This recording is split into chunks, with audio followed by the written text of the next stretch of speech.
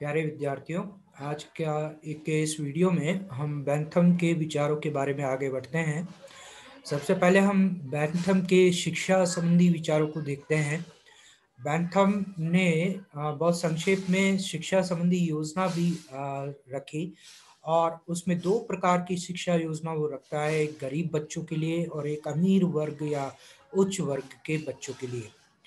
जो अनाथ और गरीब बच्चे हैं उनको वह ये चाहता है कि उसको उसको ये लगता है, बेंथम के मत में उसे ये लगता है कि जो गरीब बच्चे हैं या जो अनाथ बच्चे हैं वो अपराध की ओर अग्रसर हो सकते हैं, क्योंकि उनके पास संसाधन नहीं होते हैं। खाने के लिए रोटी, पहनने के लिए कपड़ा, मकान अगर उनके पास नहीं है, आवश्यक संसाधन नहीं है, तो वह उनके ऊपर आक्रमण कर सकते हैं या उनसे चोरने का प्रयास कर सकते हैं जिनके पास ये संसाधन है। तो इसलिए वह ये मानता है कि गरीबी जो है वह अपराधों की ओर धकेल सकती है। इसलिए जो गरीब और अनाथ बच्चे हैं उनको नैतिक शिक्षा दी जानी चाहिए, उनको चरित्र की नैतिक उनका चरित्र निर्माण करने के लिए नैतिक शिक्षा दी जानी चाहिए। और नैतिक शिक्षा के साथ साथ वह स्वावलंबी बन सकें और कमा कर खा सकें, इसके लिए उनको कला और कौशल भी सिखाया जाना चाहिए। चूंकि उच्च वर्ग के पास संसाधन है, उनको कोई कला और कौशल सीखकर कमाने की जरूरत नहीं होती है, उनके पास में आवश्यक संसाधन होते हैं। इसलिए उनको बौद्धिक विकास की शिक्षा दी जानी चाहिए, उनको ग्रीक, लैटिन आदि भाषाओं का ज्ञान दिया जाना चाहिए। फिर अपनी शिक्षा योजना में बेंथम ने मॉनिटर व्यवस्था का समर्थन किया, और ये मॉनिटर व्यवस्था क्या थी जो आज हम कक्षाओं में देखते हैं उस तरह से नहीं, बल्कि उसके अनुसार जो बड़ी कक्षाओं के विद्यार्थी है वो छोटी कक्षाओं के विद्यार्थियों को पढ़ाए, ताकि पढ़ाने से उनमें शिक्षा के प्रति जागरूकता पैदा हो और वो स्वयं सीख सके। शिक्षा के बाद बेंथम के स्त्री और लैंगिक समानता संबंधी विचारों को हम देखते हैं। बेंथम ने सरकार में महिलाओं की बराबर हिस्सेदारी का समर्थन किया। इस रूप में वो फेमिनिस्ट है और वह ये मानता है कि शासन के अंदर जिस तरह पुरुषों की भागीदारी होती है, ठीक उसी तरह महिलाओं की भी बराबर हिस्सेदारी होनी चाहिए। वह हेल्वेशियस और मोंटेस्क्यू की तरह समाज में स्त्रियां आवश्यक है इस बात पर बल देता है, या समाज में स्त्रियों की जरूरतों पर जोर देता है। बेंथम ने स्त्री मताधिकार का भी समर्थन किया, क्योंकि आरंभिक रूप में हम सबको पता होना, आज के समय में तो हम देखते हैं स्त्रियों को मताधिकार प्राप्त है दुनिया के अधिकांश देशों में। लेकिन जो 16वीं और 17वीं शताब्दी जब लोकतंत्र का आगमन दुनिया के अंदर हुआ, तो उस समय सभी लोगों को मताधिकार नहीं दिया गया, खासकर स्त्रियों को मताधिकार नहीं मिला था एक लंबे समय तक। ब्रिटेन में, इंग्लैंड में जहां से बेंथम बिलोंग करता था, वहां भी 1923 में आकर स्त्रियों को मताधिकार मिला है। तो खैर, बेंथम जो है वह स्त्री मताधिकार का समर्थन करता है, लेकिन वो ये भी मानता है कि उस समय का जो समाज था वो इसके लिए तैयार नहीं था। उसे ये भय था कि जो पुरुष समाज है, जो मेल डोमिनेट सोसाइटी है, वो अभी इतनी मेच्योर या इतनी परिपक्व नहीं है कि वह स्त्रियों को शासन में भागीदारी देने के लिए तैयार होगी। अगर स्त्रियों को शासन में भागीदारी दी जाए या उनको मताधिकार दिया जाएगा, तो पुरुष समाज हो सकता है उससे बगावत कर दे। इसलिए वो ये मानता है कि तत्कालीन समाज पुरुष मेल डोमिनेंट सोसाइटी थी, और वह इतनी मेच्योर नहीं थी कि वह स्त्रियों को मताधिकार और शासन में भागीदारी देने के लिए तैयार हो। इसलिए वह तत्कालीन परिस्थितियों में बेंथम जो है स्त्रियों को मताधिकार दिए जाने का विरोध करता है। हालांकि सैद्धांतिक रूप से वह स्त्रियों को मताधिकार दिए जाने का समर्थक है। बेंथम ये मानता है कि जो प्रकृति प्रदत्त अंतर है स्त्री और पुरुष में, जो जो जननांगों का अंतर है, उस प्राकृतिक अंतर के आधार पर स्त्रियों का दमन नहीं किया जा सकता। वह यह मानता है कि स्त्री और पुरुष के बीच का अंतर प्राकृतिक नहीं है बल्कि सामाजिक है। ये बात मैंने पहले भी आपको एक बार समझाई थी कि भिन्नता और असमानता में अंतर है। प्रकृति हमें भिन्न बनाती है, किसी को स्त्री किसी को पुरुष, लेकिन प्रकृति हमें असमान नहीं बनाती। असमानता जो है वह समाज द्वारा निर्मित होती है। इसलिए स्त्री और पुरुष के बीच में जो व्यवहार संबंधी असमानताएं हैं, समाज का जो व्यवहार है और उस व्यवहार में जो असमानता है वह समाज के स्वयं के द्वारा निर्मित है। इसलिए स्त्री और पुरुष के बीच का अंतर प्राकृतिक नहीं होकर के सामाजिक है। इसीलिए बैंथम विवाह और यौन संबंधों में स्त्रियों को पुरुषों के समान ही निर्णय दिए जाने के अधिकार का समर्थक है।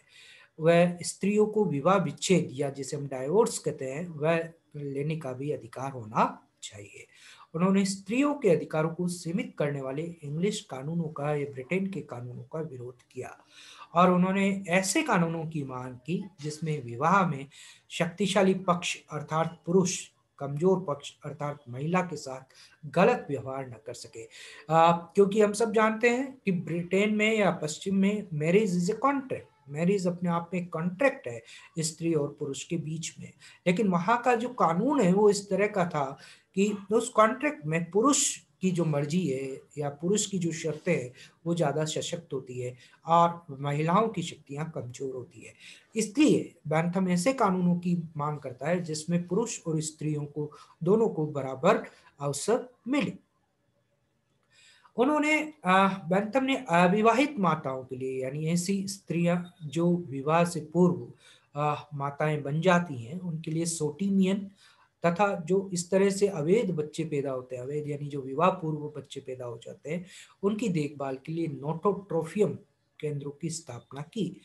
उन्होंने स्त्रियों को गर्भपात कराने का अधिकार दिए जाने और अगर उस अवैध संतान किसी स्त्री के गर्भ में है और वह उसे ग्रहण नहीं करना चाहती तो उस स्थिति में भ्रूण हत्या का भी उन्होंने समर्थन किया।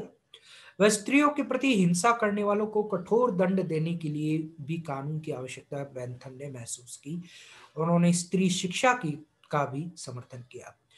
इस प्रकार हम देखते हैं कि बैंथम हालांकि मिल हम इसके बाद पढ़ेंगे जॉन स्टुअर्ट मिल, वह बिल की तरह स्पष्ट नारीवादी या फेमिनिस्ट तो नहीं है, लेकिन वे व्यवहार के स्तर पर लेकिन वह स्त्रियों के अधिकारों का समर्थन करता है। हालांकि व्यवहार के स्तर पर वह स्त्री मताधिकार का समर्थन नहीं कर पाए और स्त्री को पुरुष से कमजोर घोषित करते रहे।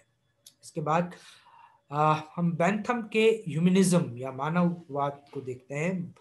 बैंथम का जो है एक तो उपनिवेशवाद का विरोधी था। उपनिवेशवाद जैसा मैंने पहले समझाया था आपको कि उपनिवेश का अर्थ है कि जो ताकतवर जो शक्तिशाली देश है वो कमजोर देशों को अपना गुलाम बना लेते हैं और वहां अपना उपनिवेश या अपना शासन स्थापित कर लेते हैं। इस व्यवस्था को उपनिवेशवाद कहा जाता है, जो हम सब जानते हैं कि उस समय में 16वीं 17वीं शताब्दी में 18वीं शताब्दी में इंग्लैंड ब्रिटेन सहित यूरोपीय देश जो एशिया और अफ्रीका के देशों को गुलाम बना रहे थे और वहां उपनिवेश बना रहे थे।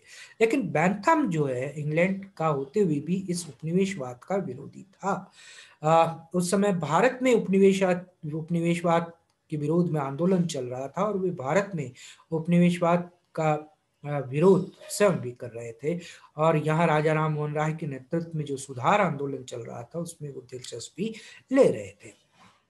तत्कालीन जो गवर्नर जनरल थे भारत में लॉर्ड विलियम बेंटिंग, उनको बैंथम ने भारत में सुधारों के लिए प्रोत्साहित किया और हम देखते हैं कि लॉर्ड विलियम बेंटिंग आरंभिक रूप से सबसे ज्यादा भारत में सामाजिक सुधार करने वाले गवर्नर जनरल थे जिन्होंने सती प्रथा को बैन किया और भी कई समाज सुधार के कानून विलियम बेंटिंग के समय भारत में बने।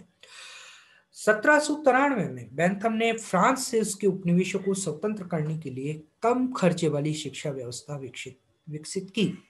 बैंथम ने दास और गुलामों या पशुओं के प्रति मानवीय व्यवहार की हिमायत की। बैंथम मृत्यु दंड के भी विरोधी थे। वे गुप्त राजनयिक गतिविधियों के भी विरोधी थे। तो ये पूरा बैंथम का दर्शन हमने देखा। अब हम उसकी आलोचना या उसका क्रिटिसिज्म देखें। खासकर बैंथम ने जो उपयोगितावाद का दर्शन दिया जिसमें वो ये बात कहते हैं कि सुख मनुष्य केवल सुख प्राप्त करना चाहता है और दुख से बचना चाहता है, यहाँ तक तो उनकी बात ठीक थी। लेकिन जब वो ये कहते हैं कि सुख की गणना की जा सकती है, सुख को मापा जा सकता है या सुख को तोला जा सकता है और तोलकर अधिकतम व्यक्तियों के अधिकतम सुख के अनुसार ही कार्य करना चाहिए। इस फिलोसॉफी को लोगों ने स्वीकार नहीं किया, खासकर कार्लाइल ने ये इसीलिए बेंथम के दर्शन को निशाना बनाया और उसे पिग फिलोसॉफी का, सुअर का दर्शन, पिग यानी सुअर, सुअर का दर्शन करने का मतलब क्या था कि जैसे वो ये कहते हैं कि साहब बेंथम ऐसी बात करता है कि जैसे जो अगर सुख के आधार पर ही सब कुछ जायज है, तो वो ये कहते हैं कि साहब जो सुअर है, एक सुअर है मान लीजिए, और वो खा पी करके बिल्कुल संतुष्ट है, खुश है, आराम की नींद ले रहा है, तो खुश तो वह भी है, सुअर भी है। तो क्या एक इंसान इस तरह की सुअर जैसी जिंदगी जिए तो क्या वह इंसान है? क्या ये जिंदगी एक अच्छी जिंदगी होगी कि केवल खा पी कर हम सोते रहें और संतुष्ट होकर के पड़े रहें? इसलिए कार्लाइल कहता है कि बेसिकली बेंथम का दर्शन एक सुअर के सुख की बात करता है, इसलिए उसे पिग फिलोसॉफी उन्होंने कहा। मैक्विन इसकी आलोचना करते हुए कहता है कि राजनीति में गणित का प्रयोग उतना ही अनुपयुक्त है जितना गणित में राजनीति का प्रयोग। बेसिकली बेंथम जब सुखवादी मापक यंत्र फैलेसिक कैलकुलेशन जो विकसित करता है, और जब वो कहता है कि साहब हम सुख को तोल कर देख सकते हैं, परिमाणात्मक ढंग से देख सकते हैं, उसका मेजरमेंट कर सकते हैं, यानी गणित का प्रयोग हम सुख को मापने में कर सकते हैं, तो मैकमन कहता है कि राजनीति में गणित का प्रयोग उतना ही बेकार है जितना कि गणित में हम राजनीति का प्रयोग करने लगे। मैक्सी ये कहते हैं कि बेंथम वैयक्तिक और सामाजिक उपयोगिता के बीच की खाई को पार करने में असमर्थ रहा, यानी उसके बीच में एक कोई रेखा नहीं खींच सका। बेसिकली सुख की जब हम बात करते हैं तो वो वैयक्तिक होता है, सुख सामाजिक नहीं हो सकता। लेकिन बेंथम ने बेसिकली वैयक्तिक उपयोगिता यूटिलिटेरियनिज्म में व्यक्तिक यूटिलिटी और सोशल यूटिलिटी को मिक्स कर दिया, मिला दिया, उसके बीच में कोई विभाजक रेखा वह नहीं खींच पाया, इसीलिए सारी गड़बड़ हो गई। जोहान गेट ने उसे अत्यंत गुजरा मूलवादी गधा कहा है जो एक वो ये कहता है कि एक इडियट टॉकिंग है बेसिकली बेंथम के दर्शन में। मेनार्ड केन्स ने बेंथम को विचारों का ऐसा कीड़ा बिताया जो आधुनिक सभ्यता का शरीर खाकर उसे पतित बना रहा है। माइकल ऑक्सफोर्ड ने उसकी आलोचना करते हुए कहा कि उनका दर्शन दुर्गंध देने वाला है। शिम्पीटर कहता है कि उनके विचार जीवन के दर्शन के संबंध में सबसे छिछले और सबसे बेकार विचार थे। जॉन स्टुअर्ट मिल जो अनदर एक उपयोगितावादी दार्शनिक है जिसके बारे में हम अगले चैप्टर में बात करेंगे, वो बेंथम को एक ऐसा लड़का बताता है जो कभी बड़ा नहीं हुआ, यानी वो कहते हैं कि वो बचपन की बातें करते हैं। जेस मिल उनकी आलोचना करते हुए कहते हैं कि एक संतुष्ट सुकर की अपेक्षा एक असंतुष्ट सुकरात ज्यादा बेहतर है। वही बात जो मैं अभी कह रहा था, वह मिल कहते हैं कि एक सुअर है जो खा पी करके मस्त पड़ा हुआ है, वो भी आनंदित है, लेकिन दूसरी तरफ एक सुकरात है जो कहता है कि I know only one thing that I don't know anything, कि मैं केवल एक बात जानता हूं कि मैं कुछ नहीं जानता, मैं कुछ नहीं जानता। क्योंकि सुकरात कहते हैं कि अगर आपको ज्ञान प्राप्त करना है तो ज्ञान प्राप्त करने के लिए सबसे पहले इस भाव को अपने अंदर लाना जरूरी है कि मैं कुछ नहीं जानता, मुझे और सीखना है। जब आपको सीखने की तड़प होगी तभी आप कुछ सीख सकते हैं, ज्ञान प्राप्त कर सकते हैं।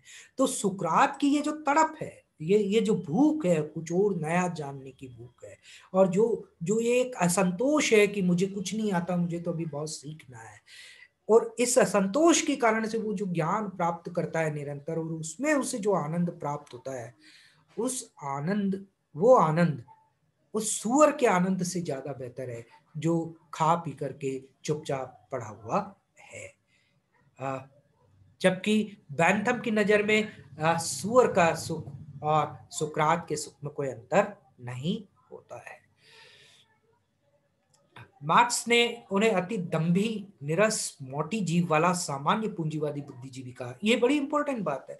मार्क्स कहते हैं कि बेंथम बेसिकली बहुत अच्छी अच्छी बातें करते हैं अपनी मोटी जीव से, लेकिन बेसिकली वो जो कुछ कह रहा है वह पूंजीवाद के संरक्षण के लिए कह रहा है, पूंजीवाद को बचाने के लिए कह रहा है।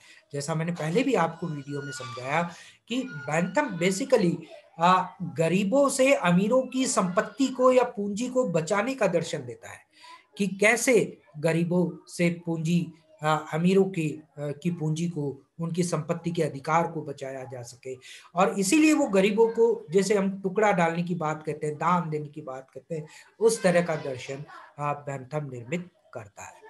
जिससे कहता है कि वह फटी कंबल की आत्मा है, वह जोकर का चेहरा है, बिल्कुल मामूली सा, न तो उसमें कोई गुण है न ही आत्मा है।